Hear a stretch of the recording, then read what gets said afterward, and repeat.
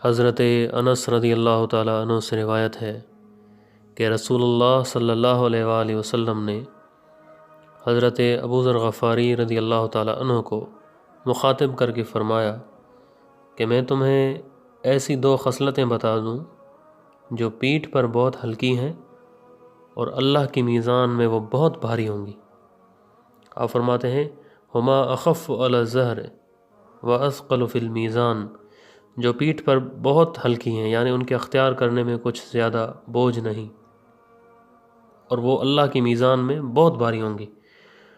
تو ابو ذر کہتے ہیں کہ میں نے عرض کیا یا رسول اللہ بالکل بتائیں وہ دونوں خصلتیں۔ آپ صلی اللہ علیہ وسلم نے فرمایا طول السمت وحسن الخلق والذی نفسی بیدہ ما عمل الخلائق بمثلہما۔ آپ نے فرمایا زیادہ خاموش رہنے کی عادت اور دوسرا حسن اخلاق۔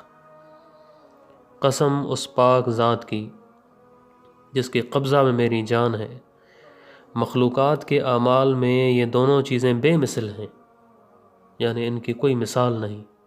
آپ صلی اللہ علیہ وسلم نے فرمایا والذی نفسی بیدہ ما عمل الخلائق بمثلہما، کہ جس کی کوئی مثال نہیں۔